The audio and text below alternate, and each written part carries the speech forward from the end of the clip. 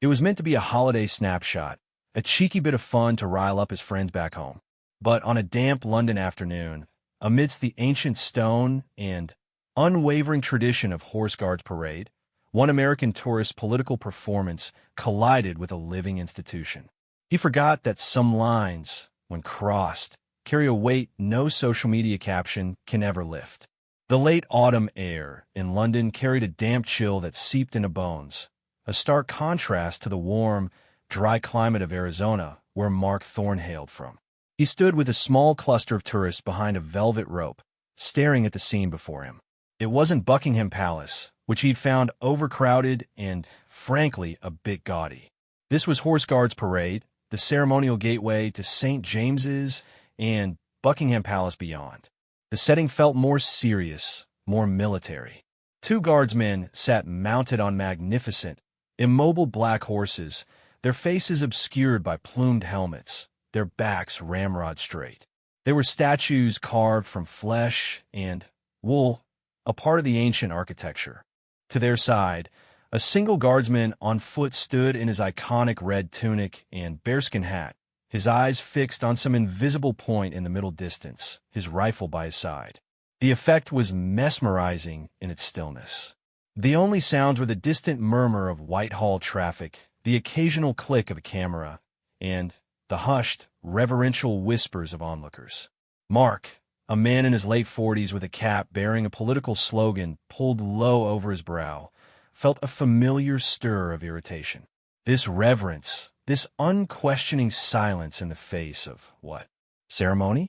He saw it as a symbol of the old-world deference he believed was choking free speech back in the States. He'd spent the whole trip hearing snippets of BBC News, the British commentators with their polished accents offering what he perceived as smug critiques of American politics, of his president. This guard, this silent, unblinking man, became the perfect avatar for all of it. Oligarchy, unquestioning obedience, the deep state, even here. He'd been live-streaming intermittently to a small but fervent group of followers back home. "Check this out, folks," he muttered into his phone, panning slowly across the scene. This is what the globalists love. Pageantry to keep the people distracted. Blind loyalty. His companion, a quieter friend named Dave who was along for the history, not the politics, shifted uncomfortably. "Mark, come on. They're just doing a job. It's tradition. Tradition of servitude." Mark shot back, not lowering his voice.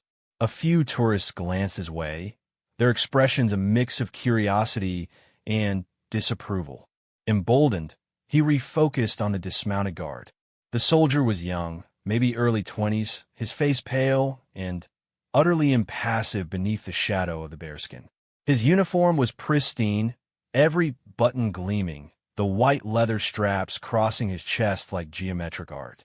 Mark decided he needed a more provocative clip, something that would really get engagement. He wanted to prove a point about American fearlessness versus subservience. He waited for a lull in the photo-taking. As the crowd thinned slightly, he ducked under the velvet rope.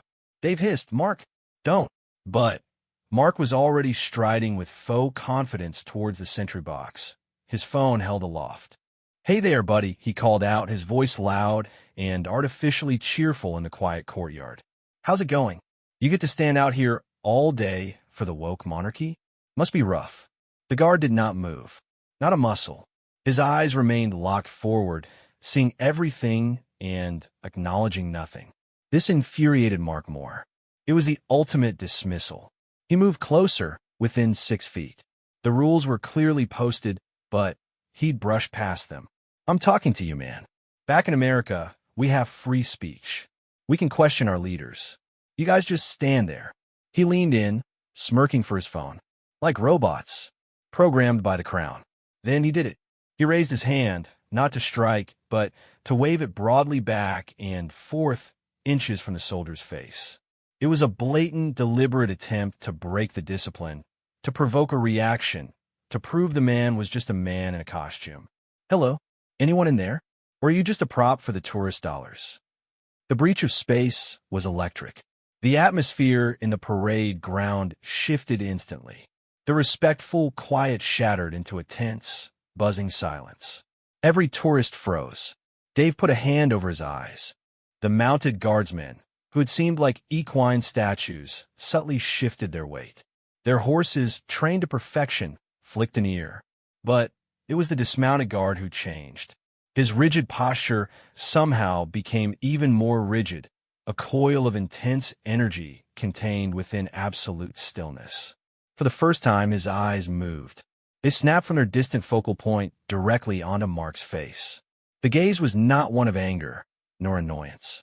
It was cold, clear, and held a terrifying authority. It was the look of the law incarnate. Mark's smirk faltered. This wasn't the flustered blush or muttered warning he'd expected. This was something else entirely. Before he could process it, the guard moved. It was not the slow, robotic turn he'd imagined. It was a sharp, precise, and devastatingly efficient martial maneuver. In one fluid motion, he brought his SA-80 rifle down from the shoulder arms position, the butt of the stock sweeping through the air with a sharp whoosh. He did not strike Mark, but the weapon became a barrier, a tool of control. The movement was so sudden, so violently professional, that Mark stumbled backwards, his phone clattering to the cobblestones. A voice, not from the guard but from one of the mounted soldiers, boomed across the square. It was a command, stripped of all emotion and brooking no argument. "You, behind the line. Now." The volume was shocking, a drill sergeant's bark that seemed to vibrate in the stone walls. Mark's bravado evaporated, replaced by a primal flush of fear and shame. He scrambled for his phone, his hands shaking. The cold gaze of the foot guard followed him, the rifle now held across his body, a clear and present symbol of enforced boundary. Mark stumbled back behind the velvet rope, the eyes of 50 strangers burning into him. The performance was over. He had gotten his reaction, but it was not the one he wanted.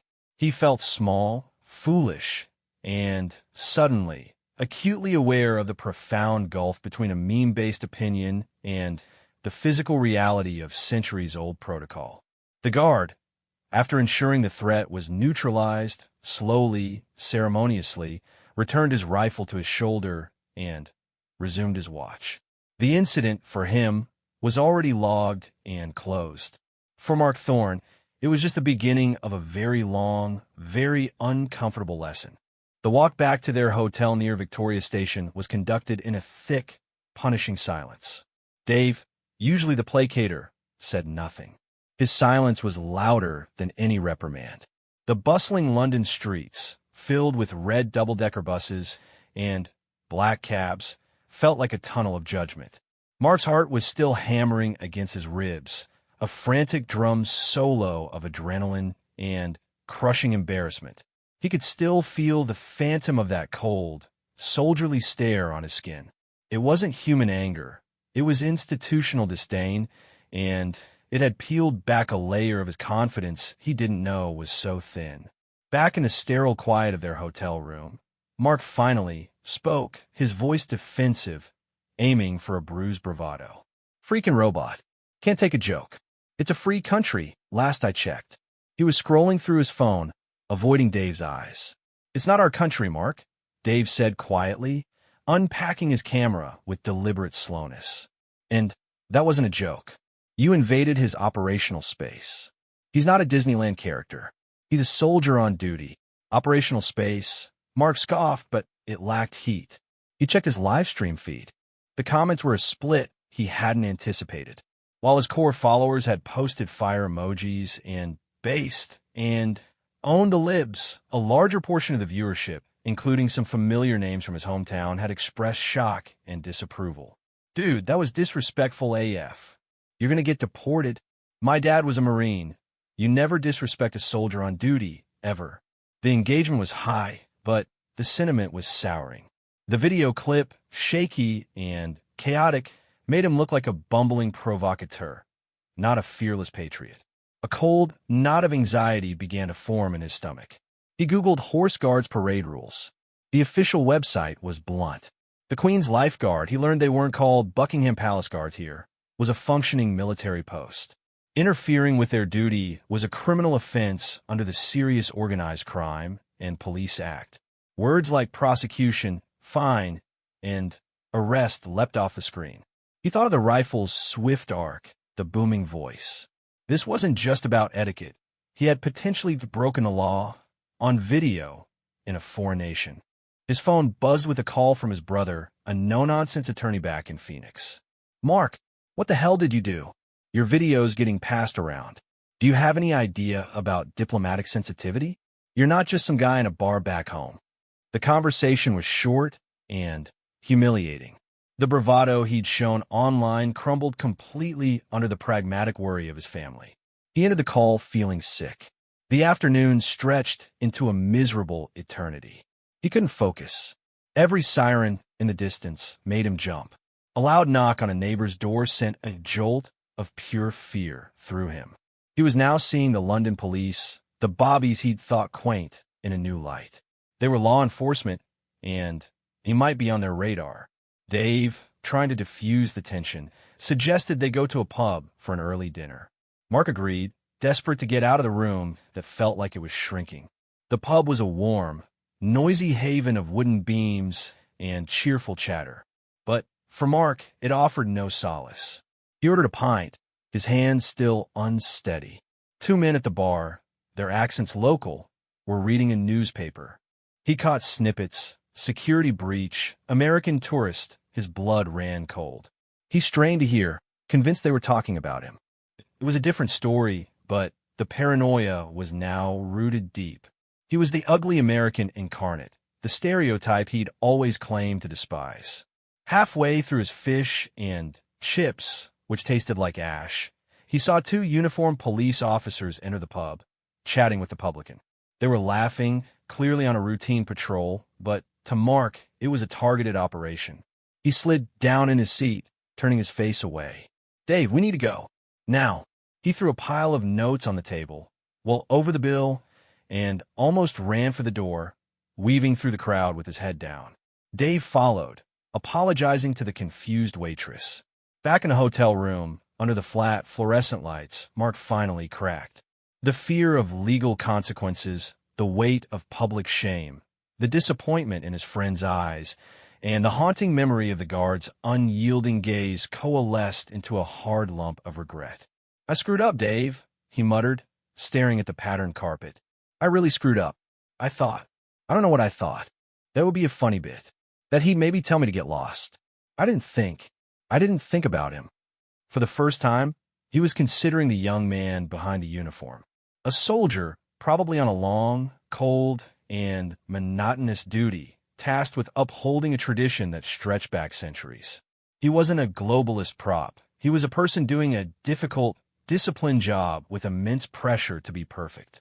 Mark's political performance had directly disrespected that person's service, his commitment, and the very tangible rules of his post. The abstraction of the monarchy faded, replaced by the reality of a young man just doing his duty, a duty Mark had stupidly, arrogantly tried to disrupt for clicks.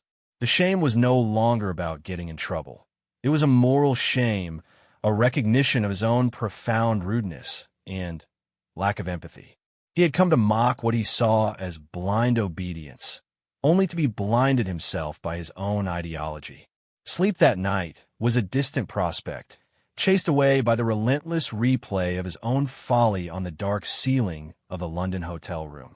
The next morning dawned gray and drizzly, mirroring Mark's internal state. He'd slept in fitful bursts, his dreams punctuated by the sound of a rifle but hitting stone. Over a bleak hotel breakfast of lukewarm coffee and rubbery scrambled eggs, Dave presented an idea. "We should go back," he said simply. Mark almost choked. "Are you insane? They'll arrest me on sight." "I don't think they will," Dave said, ever the calmer head. "But you need to close this loop. You're jumping at shadows. Look, we go back. You stay well behind the line. You observe. You see that the world didn't end. And maybe you just absorb what it actually is." It was a form of exposure therapy, and Mark, despite his dread, knew Dave was right. The phantom of the event was growing larger in his mind than the event itself. He needed to see it again, to contextualize it without being the active idiot in the scene. The walk to Horse Guards was somber. Mark felt like a prisoner walking to sentencing. As they approached the parade ground, the familiar scene unfolded. The tourists, the ropes, the majestic horses, the steadfast foot guard. It was all exactly the same, yet completely different. Today, Mark saw it not as a political tableau, but as a complex, living mechanism. He noticed the subtle communication between the mounted guards, a slight tilt of a head, an almost imperceptible shift in posture. He saw the way the foot guard's eyes, while fixed, were actively scanning, aware of every movement in his periphery. This wasn't mindless obedience. It was hypervigilant professionalism. He watched a young mother gently guide her child back behind the line. He saw an elderly man, a veteran perhaps, give a small, respectful nod to the soldiers, which was acknowledged by the barest softening around the eyes of one of the mounted men. There was a silent dialogue of respect happening that he had been tone-deaf to. His own actions now seemed unbelievably crude and disruptive in his memory, like someone blaring an air horn in a library. He learned from a nearby tour guide that these soldiers were from the Household Cavalry Mounted Regiment or the Foot Guard from elite infantry regiments. Many had seen active service in combat zones like Afghanistan and Iraq. The ceremonial uniform was not a costume. It was a dress uniform worn for the most solemn of public duties. The performance was one of discipline and continuity, a direct line to history they were chosen to uphold. The guard he had harassed was likely a highly trained soldier who had endured rigorous drills for this specific ceremonial role, on top of his standard combat training. Mark's prop had possibly fought in real wars. The revelation landed like a physical blow. His cheeks burned with a fresh wave of shame. He had reduced a potentially decorated soldier to a political punchline. His disrespect wasn't just toward an institution, but towards the individual service and sacrifice the uniform represented. The abstract concept of the military he claimed to support back home had a face here, and he had mocked it for internet points. For over an hour, he just watched. He saw the changing of the guard ceremony begin, a precise, intricate ballet of men and horses, all timing and tradition. He saw the respect in the faces of the hundreds of gathered tourists, not as subjects, but as admirers of a unique historical practice. He saw the effort, the concentration, the sheer physical stamina required. His stunt hadn't been a brave act of questioning authority. It had been the equivalent of throwing a wrench into a finely tuned, centuries-old clock. He was the wrench. As the ceremony concluded and the new guard took up their posts, Mark felt a strange sense of clarity. The fear of arrest, while still present, was now secondary to a deeper need. He didn't know how to fix it, or if it could be fixed. But he knew he couldn't leave London with this as his final, defining act. The video was still out there, a permanent testament to his foolishness. He had to do something, even if it was futile, to try and balance the scales, if only for his own conscience. The idea of an apology felt laughably inadequate, but it was the only tool he had. The question was, in this world of stone, ceremony, and military protocol, was there any mechanism to receive it? The remainder of the day was spent in a state of grim research. The braggadocio was gone, replaced by the dogged determination of a man trying to fix a profound error. Mark, using the hotel's Wi-Fi, buried himself in official websites, military forums, and British news archives. He learned about the chain of command, about the Ministry of Defense, about the specific regiment currently on duty at Horse Guards. He drafted and redrafted an email in a notes app, his words feeling increasingly feeble with each revision. To whom it may concern, I wish to express my sincere apologies for my disrespectful behavior at Horse Guards Parade on date. I profoundly regret my actions, which showed a lack of understanding and respect for your soldiers' duty and service. It was not my intention to disrupt. He deleted, not my intention. It had been his exact intention. He started again, forcing himself to be brutally honest. Dave helped, steering him away from justifications and political context. Just apologize for what you did. Full stop. No, I was making a point about free speech. You invaded a soldier's post. Apologize for that. The final draft was short, blunt, and devoid of ego. It stated the time, the place, described his actions, waving a hand in the soldier's face, shouting political comments, and offered an unconditional apology to the specific guard involved and to the regiment. He stated he understood the seriousness of his actions and the potential offense caused to the soldiers and the public. He provided his contact information. He sent it to the publicly listed contact for the household division, not expecting, nor even deserving, a reply. But the act of sending it offered a sliver of peace. It was an acknowledgement, cast into the void of officialdom, that he had been wrong. He also, after an internal struggle, took down the video from his social media and posted a brief, unambiguous statement. I acted disrespectfully and stupidly at Horse Guards parade in London. I apologize to the soldier involved, his regiment, and the people of the UK. My behavior was unacceptable. The comments exploded, but he didn't read them. This wasn't for engagement. On their final morning in London, with flights booked for the afternoon, Mark felt a pull he couldn't ignore. One last time, he said to Dave. They took the tube to Westminster and walked the now familiar route. This visit had no anxiety, only a solemn sense of closure. He took his place anonymously among the tourists, a quiet observer in the crowd he had once sought to dominate. He watched the guard, the same young man, or perhaps a different one. It was impossible to tell beneath the bare skin and the identical, perfected stoicism. Mark saw him now not as a symbol, but as a professional executing a duty with a grace and discipline he could scarcely comprehend.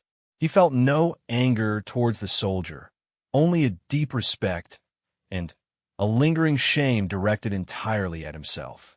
As he turned to leave, a light rain began to fall, glistening on the ancient cobblestones and the scarlet tunics. He took one last look.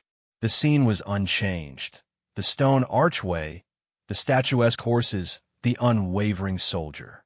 But Mark Thorne was changed. The political lens through which he had viewed the world had been cracked, not by argument, but by the cold, hard reality of consequence and respect. He had come to mock tradition and had been schooled by its quiet, formidable power. He had sought to provoke a reaction and had been met with a response so disciplined it echoed louder than any shout. He walked away, a little quieter, a little less sure of his certainties, carrying the weight of a lesson learned not from a book or a screen, but from the unwavering gaze of a guard who, in the end, hadn't needed to say a word to say it all. The flight home was quiet. Dave dozed beside him. Mark stared out at the vast expanse of the Atlantic, the gray clouds giving way to clear sky. London was behind him, a postcard memory now tinged with a permanent, personal footnote. He thought of a young soldier, now off duty, having a pint with his mates, maybe laughing about the daft American. He hoped that was the case. The incident was likely a minor blip in the regiment's long history, a story for the mess hall. But for Mark, it was a watershed. He had not been shocked by a physical retaliation, but by the profound psychological impact of encountering a line that would not bend, a duty that would not break, and the mirror it held up to his own disrespect. The true shock had been the one to his own system of beliefs. And as the plane descended into the sprawling, familiar lights of Phoenix, he knew the echo of that lesson would follow him long after the jet lag had faded. This response is AI-generated and, for reference purposes only,